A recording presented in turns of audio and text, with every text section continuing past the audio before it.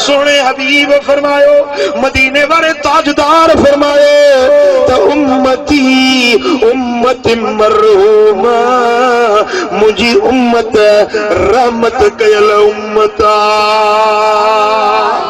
मुझी उम्मत रहमत वारी उम्मता। साहबन जो सही इहो वरी किया रहमत कयल उम्मत किया। साईं फरमाइन था मुझी उम्मत जा हिकिड़ा माण्हू गुनाह कंदा, गुनाह कंदे कंदे गुनाहन जा अंबार खणी मरंदा, कब्र में वेंदा त गुनाहन जा बोझ गॾु हूंदनि, पर जॾहिं क़यामत जे ॾिहाड़े में कब्र मां उथंदा त उन्हनि जे दफ़्तर में हिकिड़ो बि गुनाह बाक़ी न हूंदो। बुढ़े समझण जी ॻाल्हि आहे। उन्हनि गुनाह कया, गुनाह कमाया, गुनाह खणी वञी कब्रुनि में सुता। हाणे कब्र में न इबादत करे सघे, न रोज़ो रखे, न निमाज़ पढ़े, न तिलावत करे, न दुरूद पढ़े, न खैर खैरात करे। भला इहे गुनाह बख्शा कीअं विया, माफ़ी कीअं मिली? बोझ खणी कब्र में आयो, निकितो त हिकिड़ो बि गुनाह न आहे, इहा माफ़ी उनखे मिली कीअं? मदीने वाले साईं फरमायो ते ॿुधो, जॾहिं चेहरा माण्हू दुआ था घुरनि, उन्हनि चेहरनि जी दुआ मैयतनि ताईं पहुचे थी। उन दुआउनि जे सदके रब मैयतनि खे बख़्शे माफ़ करे थो छॾे। सुभान अल्लाह। इन जे लाइ हुकुम आहे शरीयत जो त तव्हांजा जेकी अज़ीज़ फौत थी वञनि, अबो मरी वियो, अतो गुज़ारे वियो, अमर जी जल वफ़ात करे वई, उन्हनि खे विसारे न वियो, पर उन्हनि जे लाइ रहमत ऐं मग़फ़िरत जूं दुआऊं घुरंदा कयो। तव्हांजूं दुआऊं उन्हनि खे कब्र में पहुची थियूं वञनि।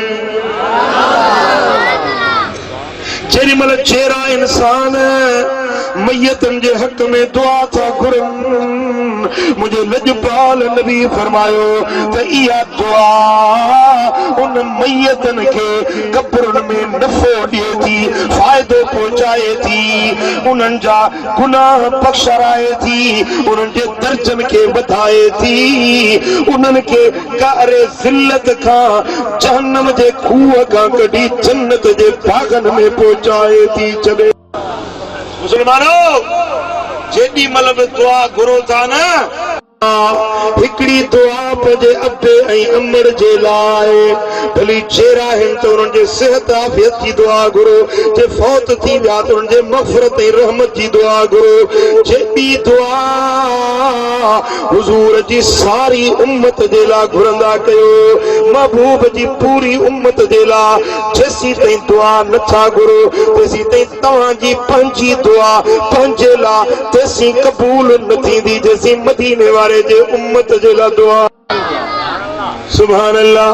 मुंहिंजा दोस्तो, त मैयतन खे फ़ाइदो पहुचाइण चाहियो था त पहिरीं भली ॻाल्हि अशरफ ऐं आज़म ॻाल्हि कुरान पढ़ी बख़्शो न, कुरान जी तिलावत करे पंहिंजे मैयतन खे ईसाले सवाब कयो।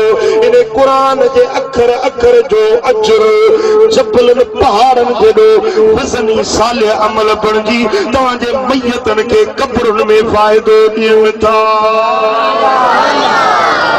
साईं फरमाइनि था, मदीने वाले ताजदार फरमायो, को मुसलमान के कब्रिस्तान तां गुज़रे थो, के मुकाम तां गुज़रे थो, हिकिड़ो भेरो आयतुल कुर्सी पढ़ी चए तो मौला हिन आयतुल कुर्सी जो सवाब हिन सारे मुकाम वारनि खे पहुचाए।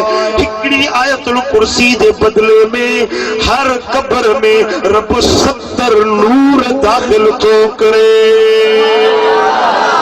दाख़िल थो करे, ऐं उन पढ़ण वारे खे 70 नबियनि जेतिरो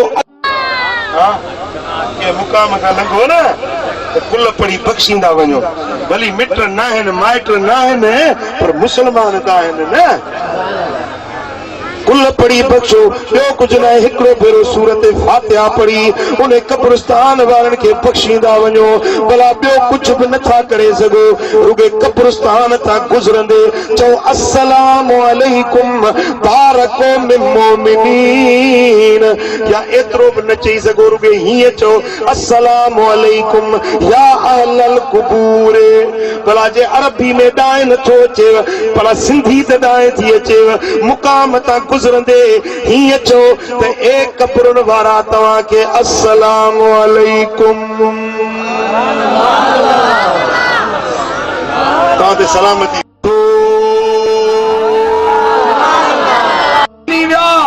छाजो ख़त्मो छाजी ख़ैरात ॿुधो ॿुधो जेके मोमिन बाना वली बाना उन्हनि जा जिस्म बि कब्रुनि में किरंदा नाहिनि जिस्म बि सही सलामत हूंदा आहिनि पर मुजरिम मरंदा नाहिनि उन्हनि जा रूह ज़िंदा हूंदा आहिनि जेॾी महिल तव्हां सलाम पढ़ो था तव्हांजो सलाम ॿुधनि था सलाम जो जवाब बि ॾियनि था